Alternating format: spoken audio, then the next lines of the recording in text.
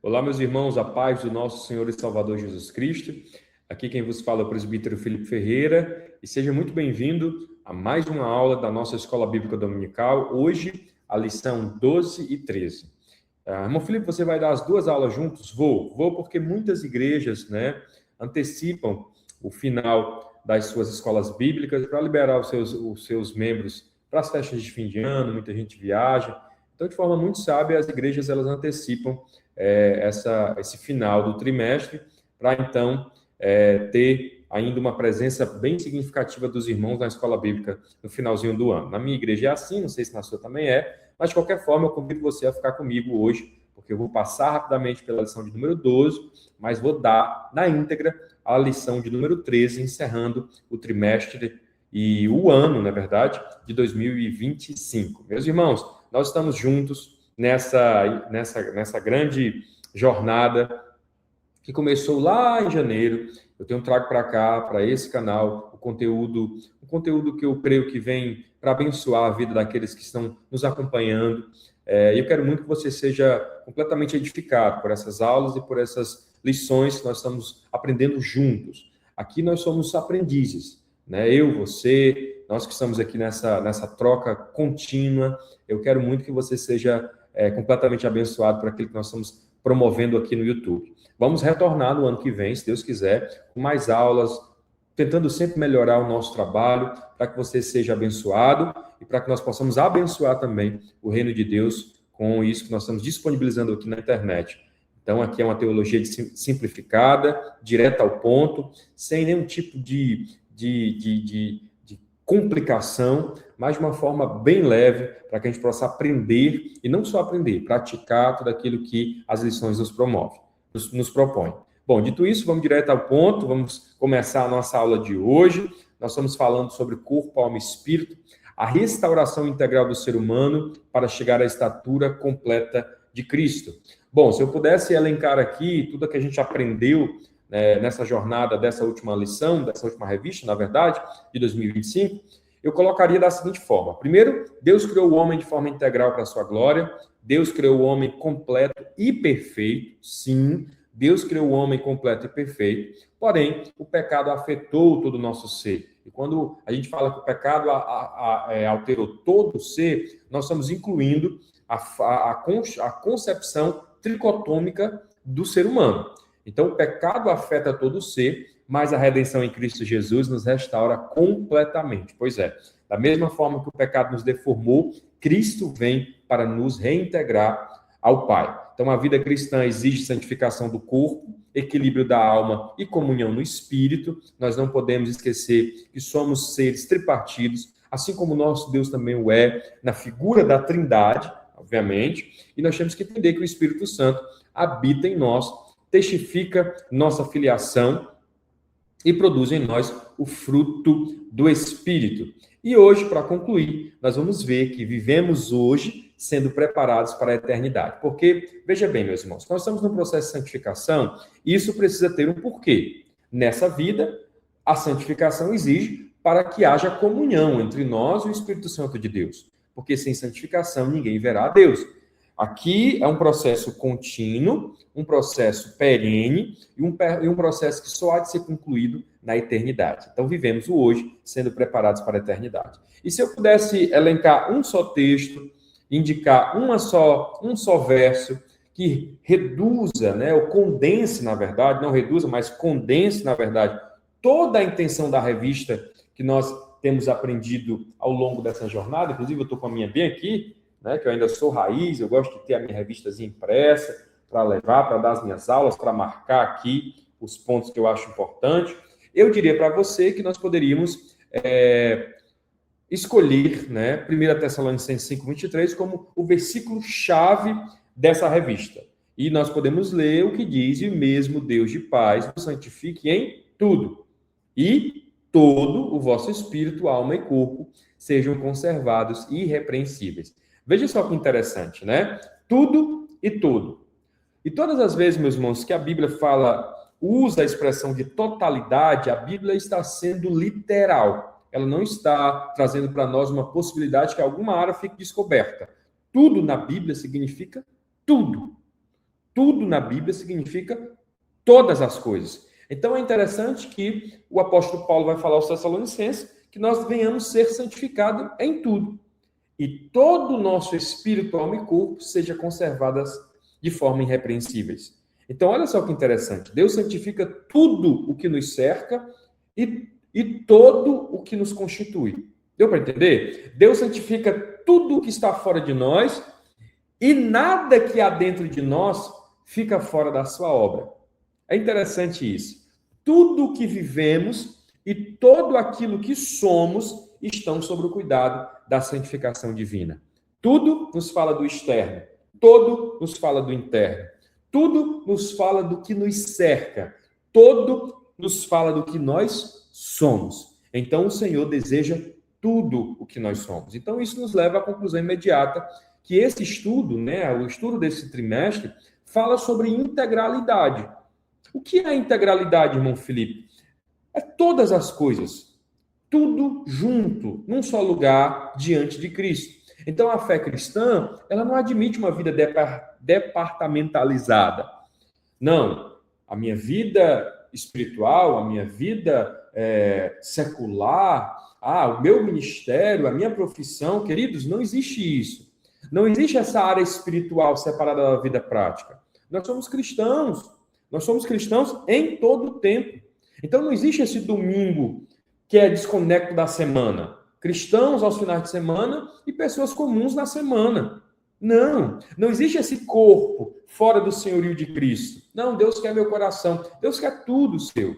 Deus quer seu espírito, a sua alma e o seu corpo, como uma oferta diante de Deus. Isso nos lembra um velho hino, não é? O hino 5 da harpa cristã, espírito, alma e corpo, oferto a ti, Senhor, como hóstia verdadeira em oblação de amor. Eu tudo a Deus consagro, em Cristo vivo altar. Ó, desce fogo santo, do céu vem tu selar. Queridos, esse hino é de uma profunda teologia e que se adapta e se conecta perfeitamente a esse estudo. E eu gostaria de gastar tempo dizendo para você que esse hino nos ensinou a cantar o que Paulo nos ensinou a viver.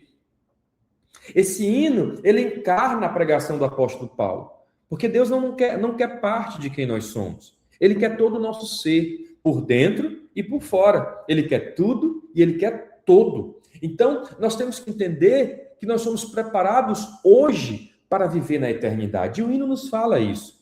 O hino nos fala isso de uma forma poética e teológica. E escolhe expressões extremamente pertinentes a esse estudo. Veja só, ele diz, como hóstia verdadeira. É bem verdade que quando nós ouvimos a palavra hóstia, isso nos lembra e nos remete diretamente à Eucaristia católica. Mas hóstia, irmãos, na etimologia da palavra, tem um sentido de sacrifício. E o sacrifício completo, o sacrifício pleno, todo ele entregue no altar da adoração. Então, a hóstia verdadeira somos nós, o ser inteiro oferecido a Deus, como oblação de amor. Queridos, o que é a oblação? A oblação é a entrega voluntária. Ele não é morto no altar como um sacrifício humano, mas como um sacrifício de louvor. É uma entrega, é um presente, é uma oferta amorosa a Deus. Aonde? Em Cristo, o vivo altar. O altar da nossa adoração é Cristo. É nele, é o Senhor quem valida, é o Senhor quem chancela a nossa entrega. Quem diz se nós estamos entregando tudo no altar é o vivo altar, Cristo. E qualquer tipo de oferta fora do vivo altar, que é Cristo, é apenas performance humana. Então, a medição perfeita da consagração é Cristo. Então, qual é o resultado disso, irmão Felipe? O resultado, querido, é que nada sobra fora do culto. Espírito, alma e corpo, oferto a ti, Senhor. Nada fica de fora. A vida inteira é adoração.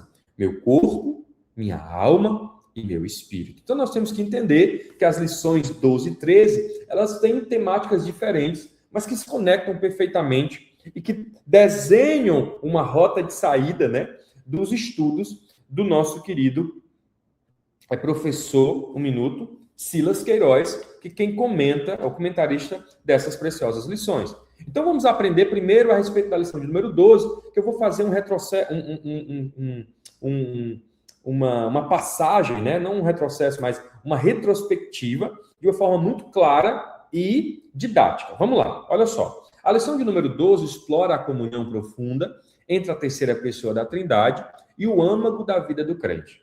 A verdade central da lição é que o Espírito Santo age no íntimo do nosso ser, testificando, intercedendo, edificando e produzindo o seu fruto. Querido, há um fluxo, e eu gosto muito disso, porque se tem uma coisa que a palavra de Deus é organizada, porque o nosso Deus é um ser organizado, viu, querido? Deus é um ser organizado, extremamente organizado, e ele desenha para nós um fluxo de santificação. Como é que funciona? Vamos lá. Se nós pudéssemos condensar a lição de número 12 num verso, seria provérbio 20, 27. Esse provérbio traz para nós uma imagem. Como assim, irmão Felipe? Nós temos que olhar para esse texto e imaginar uma cena. Olha o que é que o sábio vai dizer. O espírito do ser humano é a lâmpada do Senhor, a qual examina o mais profundo do ser. O que é que o sábio quer nos contar? O que é que ele está nos dizendo? Ele está nos dizendo que dentro de cada um de nós existe uma lâmpada. E essa lâmpada pertence a Deus. E uma vez que essa lâmpada é acesa diante de Deus, ela vai iluminar o profundo daquilo que nós somos. E aí é interessante porque tudo começa com uma realidade do espírito humano. Veja essa imagem, como ela é reveladora. Dentro de nós há um candeeiro, uma lâmpada. E essa lâmpada, ela está apagada. O homem tem espírito, mas por causa do pecado ele está separado de Deus. A lâmpada existe, mas está apagada. Não é possível, com todo o esforço humano que eu tiver, que eu puder, que eu construir, acender essa lâmpada. Porque só quem pode fazê-la é a ação do Espírito Santo. E o Espírito Santo, queridos, começa de uma forma a convencer. É assim que o texto bíblico diz. O Espírito Santo convence do pecado, desperta a consciência e gera fé pela palavra de Deus. Então a lâmpada começa a ser preparada, mas ela ainda não está acesa. E por que não, irmão Felipe? Porque a consciência, ela começa a trabalhar no interior e o convencimento vem por intermédio do Espírito Santo. Ele está nos preparando para esse movimento. Quanto tempo isso dura? Irmão, não existe uma regra. Pode ser que uma pessoa seja convencida num culto. Pode ser que uma pessoa seja convencida em uma semana. Pode ser que uma pessoa seja convencida em um mês. Nós não sabemos. Mas o que nós sabemos é que o Espírito Santo vai agindo, nutrindo aquela pessoa até que a lâmpada esteja preparada para ser acesa. Imagine, você pega uma lâmpada, um candeeiro, você tem que dar uma carga nele. Você vai colocar nele algum líquido combustor. No caso aqui, da antiguidade, o azeite. Então, quem é que derrama sobre nós o azeite? O Espírito Santo. Ele prepara essa lâmpada para que ela seja acesa. Então, ela é acesa no instante em que ela sofre, no instante em que nós sofremos, na verdade, a regeneração. E a regeneração, meus irmãos, é o novo nascimento. Está lá, eu tenho uma aula inteira aqui sobre regeneração. Você pode olhar aqui nos arquivos do canal. Será que você nasceu de novo? A gente propõe aqui essa discussão. Muito boa essa aula, eu recomendo. Você pode encontrar nos outros títulos do nosso canal. Então, quando nós somos regenerados, ou seja, quando há o novo nascimento, o Espírito Santo, então, vivifica o nosso espírito e a lâmpada é acesa. Agora, a partir daí, há vida espiritual. Uma vez eu falei aqui, gosto sempre de ressaltar, que só existe 2 grupos de pessoas no mundo. Não são homens e mulheres, não são pretos e brancos, não são pobres e ricos, não. Só existe 2 grupos de pessoas no mundo. E esses 2 grupos de pessoas são vivos e mortos.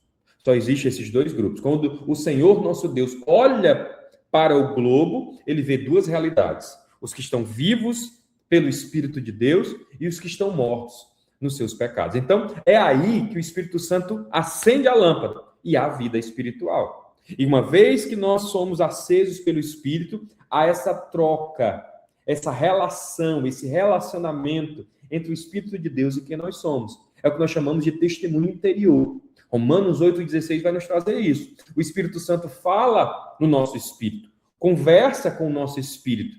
E não é uma voz audível, é uma convicção sobrenatural, é uma convicção espiritual. E essa convicção, ela traz para nós a certeza de que nós somos filhos. E por que nós somos filhos? Porque o Espírito nos diz, você é filho. E aí, uma vez que nós temos essa convicção, meus irmãos, essa comunicação espiritual, ela se torna contínua.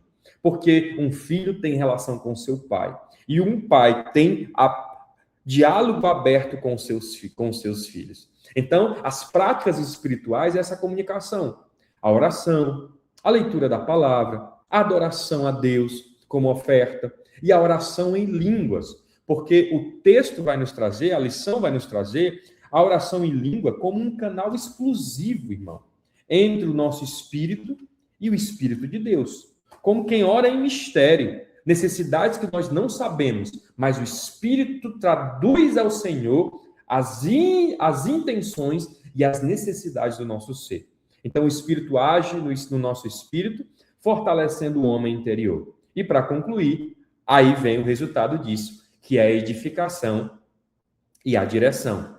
Com o espírito fortalecido, a mente, então, é renovada. A lâmpada ilumina as nossas decisões e nós caminhamos e mudamos as nossas rotas e as nossas atitudes. Então, o espírito humano é o lugar onde Deus acende a sua luz.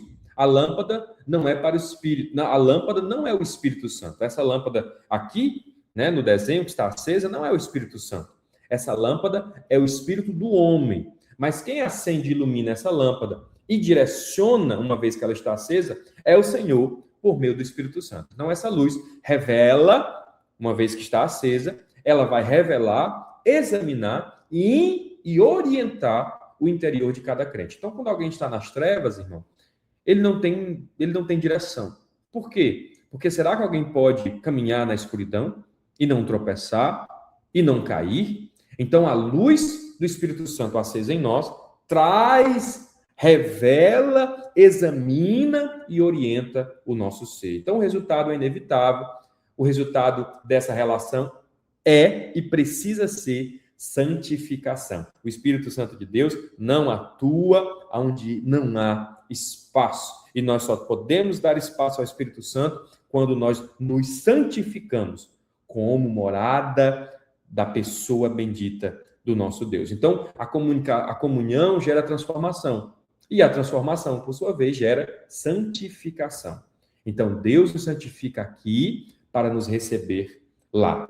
Deus nos santifica neste corpo para nos fazer acessar a eternidade. Então, dito isso, a santificação aponta para um lugar. E que lugar é esse? A lição de número 13 vai nos trazer essa realidade. Preparando o corpo, a alma e o espírito para a eternidade. Queridos, o textuário nos diz, mas a nossa cidade não está nos céus, nossa cidade está nos céus, onde também esperamos o Salvador, o Senhor Jesus Cristo. Na vinda de Jesus, nosso corpo abatido será transformado em um corpo glorioso e como um ser integral, habitaremos para sempre com ele no céu. Então, tudo nosso vai para a eternidade, viu, querido? Vai ficar aqui só o que é terreno, porque espírito, alma e corpo estarão diante do nosso Deus, por intermédio da santificação. Estaremos eternamente com o Senhor na eternidade. Irmãos, e o céu é um lugar maravilhoso. É ou não é? Irmão Felipe, eu não sei, eu nunca andei lá. Pois é, eu também não. Mas eu sei que é bom, porque o nosso Deus está lá. O lugar bom é o céu. O crente que pensa no céu, querido, ele vive melhor, porque ele sabe que estará com o Senhor para todo sempre. Aí eu pergunto a você, por que então que nós não somos arrebatados para estar no céu, esse lugar maravilhoso com Deus, no instante em que nós confessamos a Cristo? Por quê, irmãos? Por que o Senhor nos resgata dessa terra, nos poupa, né, do perigo da queda no pecado? Uma vez que nós aceitamos a Cristo, ele não nos leva para a eternidade imediatamente. Há muitas respostas para essa pergunta, mas talvez uma das boas respostas seria porque a salvação não é fuga. A salvação é formação. Quando o crente ele aceita a Cristo, a gente celebra aquela pessoa que vai à frente, não porque ali se encerrou todos os problemas dela, no contexto humano, mas porque começou a jornada dela em direção à eternidade. Queridos, a nossa ida ao céu não é uma corrida de 100 metros, é uma maratona, onde nós temos que ganhar musculatura, onde nós temos que ganhar e sermos transformados para nos acostumarmos com a realidade da eternidade. Então, irmãos, o céu começa a ser aprendido na terra. E para quem tem essa convicção, entende que a eternidade já começou. Eu já vivo a eternidade, irmão. Você também deveria viver a sua. Quando nós temos a Cristo e quando nós entendemos o valor da santificação, nós podemos e devemos compreender que estamos diante do Senhor. Então, nós temos que compreender que a esperança futura sustenta a vida no presente. Então, a introdução vai dizer isso, que o homem ele vai precisar entender que essa lição vai enfatizar o propósito da santificação. Para quê? Porque é a santificação quem vai nos habilitar a encontrar o Senhor na eternidade. Então, santificação é a palavra-chave. E o que é santificação, irmão Felipe? É a jornada espiritual que transforma o cristão por dentro e por fora. Santificação é completa. Ah, fulano é santo. É? Não, por fora pode ser uma lindeza, mas por dentro, eu não sei, você também não sabe, só Deus. Então, a jornada espiritual que nos santifica por dentro e por fora, a intenção é nos fazer parecidos com Cristo.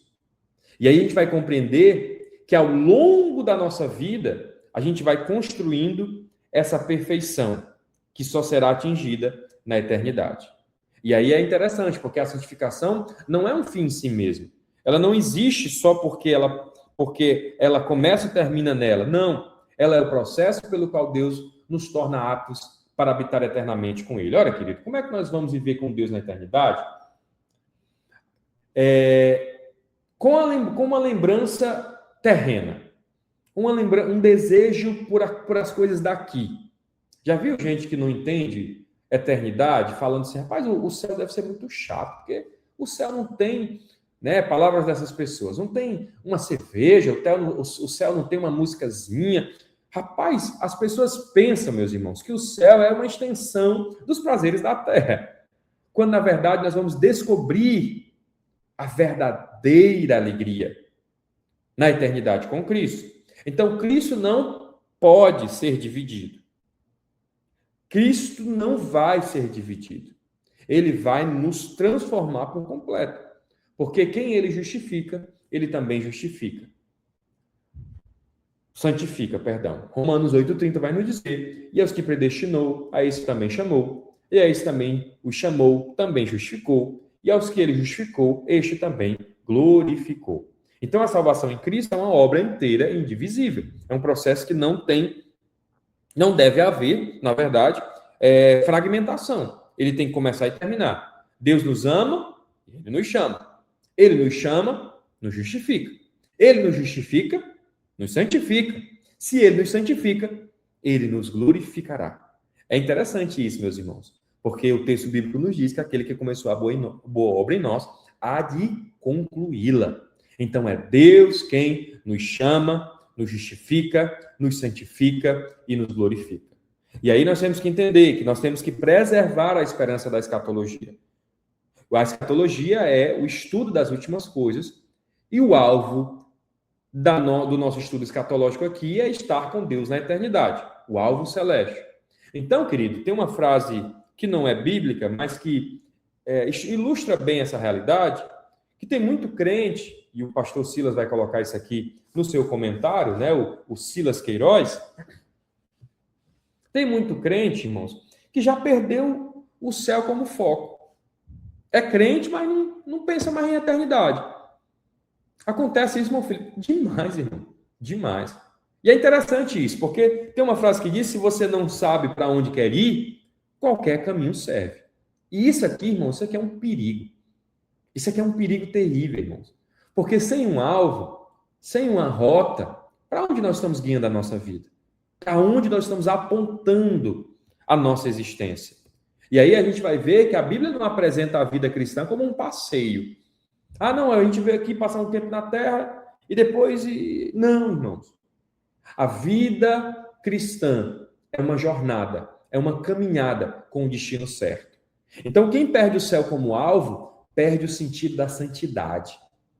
Se eu não tenho o céu, que não entra pecado, que ficarão de fora, todos aqueles que são pecaminosos de forma indiscriminada no seu ser, e eu não tenho essa percepção de que o céu está perto, o que é que vai restar de mim? O crente que não tem o céu como alvo, ele vive sem direção. Então, quando o céu sai do horizonte do crente, irmãos, o pecado passa a ser relativizado. A vida cristã vira costume, não convicção. É só clube social, gosta do ambiente, mas não está ali para extrair daquele espaço. Crescimento espiritual, santificação. O culto vira evento, irmãos. Programação da semana. Não é entrega, não é oferta. Não é hóstia verdadeira. Não é oblação de amor. A fé se adapta à terra, irmãos. E em vez de apontar para a eternidade, a gente vive aqui, a passividade desse tempo. Então, muitas das vezes, Satanás não precisa tirar a fé de ninguém. Basta tirar o alvo. Rapaz, esqueça a eternidade. Isso, então Jesus vai demorar muito. Fica na tua, de boa, vai devagar. E aí a gente vai vivendo. Esses dias são difíceis. Olha só isso aqui, irmãos. Duas pesquisas que eu achei que colaboram bem com esse ponto. 23% dos cristãos britânicos não acreditam na ressurreição de Cristo. Um quarto dos cristãos daquele país não acreditam que Jesus ressuscitou. Irmão, se Jesus não ressuscitou, o texto bíblico é claro. A nossa fé, ela é vã. Vocês entendem? Porque a prova quanto mais do retorno de Cristo é a sua vinda, a sua morte e a sua ressurreição. Pede-se, irmãos. A fé se desfragmenta. Olha só isso aqui. 48% dos cristãos, norte-americanos, não creem na volta de Jesus até 2050. Não é que eles não creem na volta de Jesus. Eles acham assim, não, isso aí, só Deus sabe. É uma forma de dizer que não acredita mais. Não acredita mais. Então nós temos que compreender isso, irmãos. Quem tem o céu como destino, vive diferente na terra. Se Jesus voltasse hoje, eu pergunto, a nossa vida estaria apontada para o céu ou confortável demais na terra? Eu tenho uma história muito engraçada, me veio aqui para contar para vocês. Quando eu ainda era solteiro, eu tinha um Fiat Unozinho 96, que eu chamava ele de pelo menos, né? Pelo menos eu não dava a pé. O bichinho me dava tanta dor de cabeça, mas era uma benção. Foi o meu primeiro carro. Meu pai me ajudou, eu consegui comprar esse carrinho e me serviu muito nos meus anos de faculdade. E eu comprei esse carro e eu ia para o trabalho nele e eu sempre fui muito atento, irmãos, a ver outras pessoas nas paradas de ônibus para oferecer uma carona. E naquela manhã, uma segunda-feira, irmãos, daquelas bem atribuladas, que eu ia para um lugar aqui em Fortaleza que tinha um trânsito muito, muito ruim. Quando eu saía de casa, já imaginava que ia pegar aquele trânsito, já ficava assim, cabisbaixo, né? E aí eu olhei e vi uma colega que trabalhava no mesmo lugar que eu. E eu ofereci carona, né? Era solteiro, lembra os irmãos, né? Naquela época. E não tinha uma relação muito próxima, mas vi que ela trabalhava na mesma empresa que eu, ofereci carona. Ela topou, obviamente, estava no ponto de ônibus, né? E nós, então, fomos em direção lá ao nosso trabalho.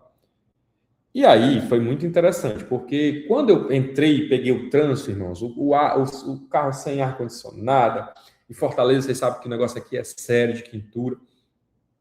Atribulado eu já estava, eu falei assim, meio pedindo a Deus que nos resgatasse, né? Meu Deus, volta logo e nos tira desse mundo, meu pai. Foi quase como um desabafo. E aquela moça olhou assim para mim, assustada, ela também é evangélica, e ela disse o seguinte, ela disse, não, agora não, eu quero me casar.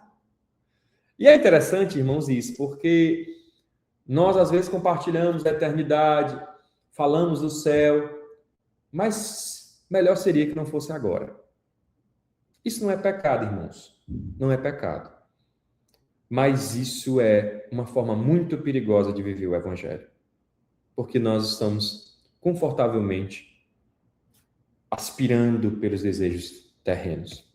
Então, nós vamos ver que há muita oposição a essa visão celestial, né? O apóstolo Paulo trabalha muito a respeito disso, trabalhou muito a respeito disso, desde a igreja primitiva, obviamente, falando que muitos cristãos daquele período já tinham essa concepção dessa vida só agora. E o problema, irmãos, não é viver só o agora. Viver agora é, de certa forma, bíblico. Nós só temos o dia de hoje, nós não temos o amanhã. O amanhã pertence a Deus. E cabe a cada dia o seu próprio mal. E a oração do Pai Nosso nos diz, nos dai o pão nosso de cada dia. Então, você só tem o hoje. Você só tem o agora. Isso é uma realidade que te protege da ansiedade, da preocupação. Então, você entrega o dia de amanhã a Deus e vive o hoje. Ok? Só que o problema, irmãos, é quando eu só vivo para o agora. Tem uma diferença. Tem uma grande diferença. O pensamento terreno, ele não nega a Deus. Ele apenas reduz Deus ao imediatismo, ao agora. Não se negue.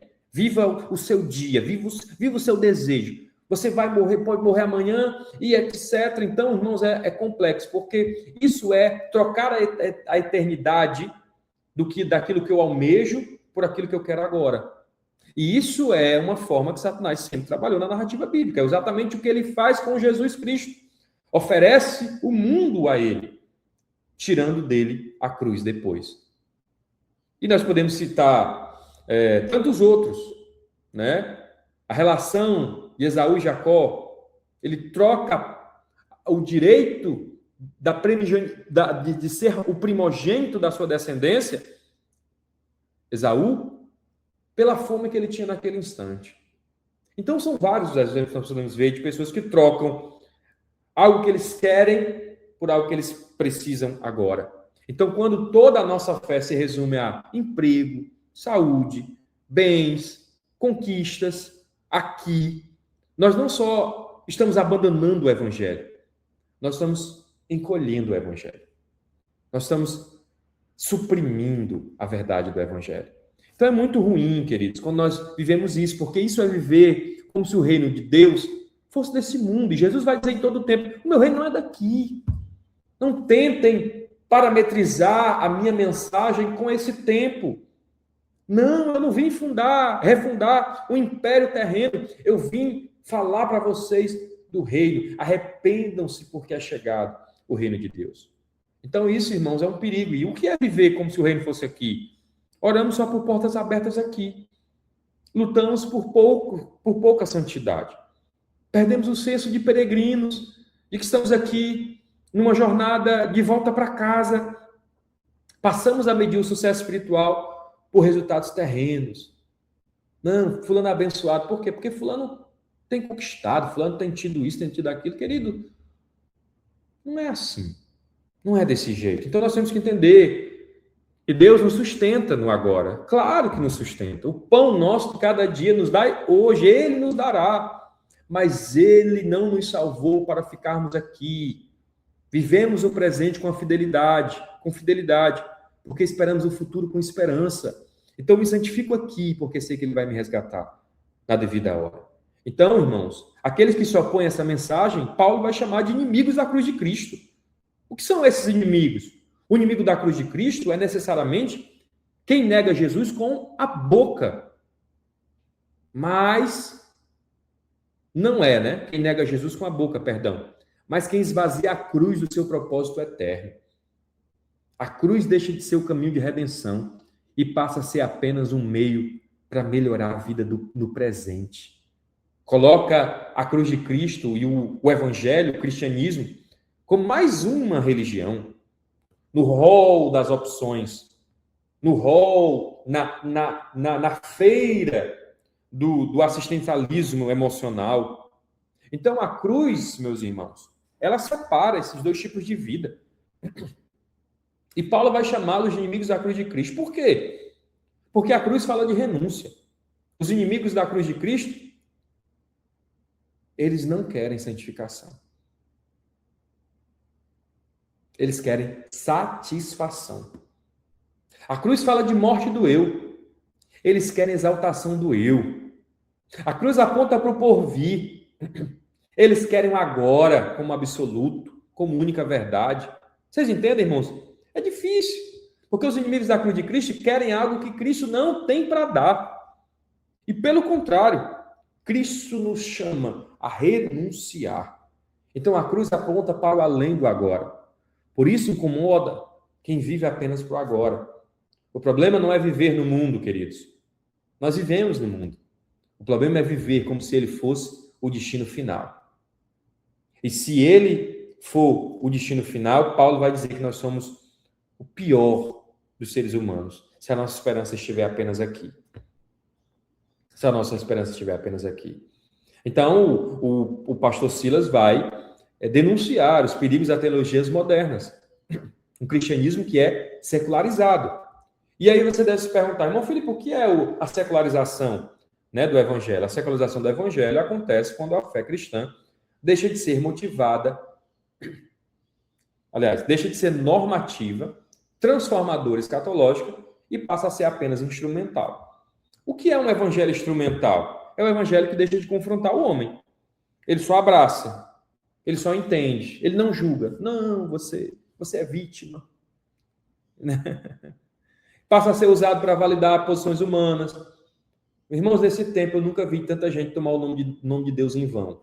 Para validar tudo, irmãos. Tudo. A pessoa usa a Bíblia assim como se a Bíblia não fosse nada. O nome de Deus como se o nome de Deus fosse assim, o nome, sei lá, do Pelé. Sem temor. Então não é mais a palavra julgando o mundo. É o mundo usando a palavra como argumento. E aí, irmãos, é complicado. É muito complicado. Porque quando o nome de Deus é evocado, para legitimar, projetos humanos, ocorre uma violação profunda do princípio bíblico. Não tomarás o nome do Senhor teu Deus em vão. E o que é isso, irmão Filipe? É falar o nome de Deus? Não. É evocar o nome de Deus para fins alheios à sua vontade. Então tem gente que está roubando, matando, se prostituindo, enganando e usando o nome de Deus. Não porque Deus me falou. Não porque Deus me ungiu. Não porque Deus me preparou. Aqui, Deus não é mais Senhor. Ele se torna selo, chancela, retórica. Isso é terrível, meus irmãos. Isso é terrível. Então nós temos que entender que a igreja, então, vive uma missão invertida da sua fé. Biblicamente, a igreja está no mundo, mas não pertence ao mundo. No cristianismo secularizado, a igreja passa a falar o linguajar do mundo, a pensar com as categorias do mundo e a medir o sucesso pelos critérios do mundo. A igreja e o mundo dão as mãos. E o resultado disso, quanto mais secularismo, menos poder espiritual. Então, esse fenômeno ele é terrível porque ele produz um efeito trágico em dois níveis. Dentro e fora. Para os irmãos que estão dentro, confusão espiritual, fé superficial, consciência cauterizada, mistura entre fé e ideologia. Tem gente que tem certeza que é crente, irmãos. E só o que ele é ideológico. A fé foi embora faz tempo. Hoje ele professa um outro tipo de fé. A fé política, a fé ideológica, a fé ativista. E para os de fora, que não conhecem a Cristo, nós então encontramos uma situação muito delicada, que são os escândalos, a rejeição do cristianismo, a distorção da imagem de Cristo. Então, antes, muitos rejeitavam o evangelho por incredulidade. Hoje rejeitam por causa do falso testemunho. Muita gente renegava o evangelho por não crer. Hoje eles rejeitam o evangelho, irmãos, porque eles não conseguem mais visualizar Cristo em muitos crentes. Então a pergunta que ecoa no mundo de hoje é: um cristão pode agir assim? Será que um cristão pode falar essas coisas? Será que um cristão pode apoiar certo tipo de pessoa? Será que um cristão pode ter esse tipo de ideia? É interessante como o mundo mantém uma percepção do que é ser cristão. E os cristãos parecem que esqueceram isso. Então, para fomentar esse pensamento, há todo tipo de falso discurso, irmão. Porque tem muita gente, irmãos, que é excelente em falar. Fala muito, irmãos, mas vive pouco o evangelho.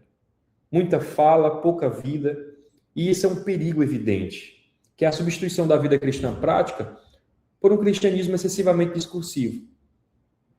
Tem gente, irmãos, tomando de assalto espaço da arena pública para trazer sermões bíblicos, irmãos, belíssimos. Mas a vida do camarada seca, irmãos, sem fruto. E Tiago já vai nos falar a respeito disso. Sede praticantes da palavra e não somente ouvintes. Um ouvinte, irmãos, é uma pessoa que pode ser um simpatizante da fé. Mas o que vai nos definir como cristãos autênticos e verdadeiros, irmãos, não é o muito que nós ouvimos, mas o muito que nós praticamos. A fé sem obras é morta. E as obras aqui é a atuação daquilo que eu aprendo e daquilo que eu coloco em prática. Então, a fé bíblica não é apenas um discurso, não é militância, não é identidade coletiva. Ela é viva e ela é uma vida entrega no altar, transformada pelo Espírito e orientada pela esperança do céu. Então, o evangelho simples, integral e poderoso, ele está de forma muito clara na narrativa bíblica. Jesus salva, Jesus cura, Jesus batiza com o Espírito Santo e Jesus brevemente voltará. Então, sem cruz, sem Espírito e sem esperança do céu, não há vida cristã autêntica, apenas religião. E tem muita gente na religião evangélica e pouca gente na verdade de Cristo. Então, queridos, nós temos que entender que se Cristo não está no lugar que ele deveria estar, como dono da nossa vida, como Senhor da nossa vida, o que é que fica no lugar, irmão Felipe? Prosperidade, existencialismo, engajamento cultural. Então, o pastor Silas vai trazer para nós uma coisa muito interessante, que é a redução da fé ao que é terreno. Então, só para definir rapidamente, teologia da prosperidade, todo mundo sabe. Focada na riqueza, sucesso como sinal de bênção. Se eu sou próximo, eu sou abençoado. Se eu sou pobre, eu sou amaldiçoado e por aí vai. O existencialismo, por sua vez, transforma o evangelho num sentido de busca interior. É como se fosse um budismo, como se fosse sabe? Uma coisa bem assim, só que mexe com a emoção. É uma forma de ver o mundo. Não é engajamento bíblico e santificação. E engajamento político e cultural, que é a cara desse tempo. Priorizar, mudar sistemas humanos, em vez de proclamar a salvação. E aí se utilizam da retórica do discurso bíblico para demonizar opositores, particularizar a fé e instrumentalizar a igreja, irmãos, para discursos políticos doentes. As notícias estão aí. Nós estamos vendo isso. Mas tem gente que não quer mais ver.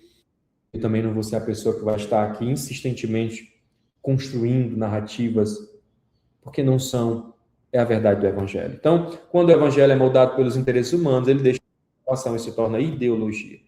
E para fechar, já estamos aqui com um tempo bem avançado, nós temos que entender o que é conservar o espírito, alma e corpo prontos para o retorno de Cristo. Então, santificação é integral, não apenas corpo, nem apenas alma, nem apenas espírito, tudo é incluído. O objetivo não é perfeição isolada, mas preparação para a eternidade com Cristo. Então, a santificação, queridos, é a obra de Deus no homem, mas requer a cooperação consciente do crente, que deve oferecer todo o seu ser. O cristão que não olha para a eternidade caminha sem destino. A santidade diária é a preparação para a eternidade com Cristo. Então, uma santificação completa é uma santificação diária. A santificação diária prepara o crente para habitar eternamente com Cristo. É uma vida íntegra no presente, espiritual e corpo, refletindo a eternidade que nos espera. E a esperança escatológica motiva a vida na santidade do dia a dia. Então, viver santo é viver pronto para a eternidade com Cristo. Não apenas por obrigação, mas como expressão de amor e devoção ao Senhor. Espírito, alma e corpo, oferto a Ti, Senhor, como hóstia verdadeira, em oblação de amor. Então, não vivemos para o agora, mas para o eterno. A santidade, ela é o nosso passaporte celestial. Então, não vivemos para o agora, mas para o eterno. A santidade é o nosso passaporte celestial. Então, a conclusão nos diz que, pela graça de Deus, concluímos esse trimestre, e Ele nos convida a purificar o espírito, a alma e o corpo, e permanecermos firmes, E aí evoca mais um hino bíblico, né? Mais um hino da harpa cristã, que é o hino 300. Nossa esperança é a sua vida. Então, na nossa vida é oferta, nossa esperança é a sua vinda, e o nosso destino é eternidade. Toda glória seja dada a Jesus. Quero agradecer a você que ficou comigo até aqui. Me perdoe se eu, de alguma forma, não soube conduzir em algum ponto da lição. Eu sou um aprendiz. Mas quero dizer para você que me sinto muito feliz e honrado de dividir com você essas lições que nos despertam para coisas tão importantes nesse tempo, onde o evangelho foi sequestrado, irmãos, como uma chancela de um estilo de vida totalmente desassociado de uma vida santa. Peço a Deus misericórdia para a minha vida, para a sua vida, para a vida do nosso país. E tenho fé e convicção de que Cristo vai nos preparar e concluir a boa obra que Ele começou na nossa vida. Então, toda a glória a Jesus, um abraço, um feliz ano novo, boas festas nesse período de final de ano, e que você possa ser tremendamente abençoado em 2026. Te espero lá. Até mais.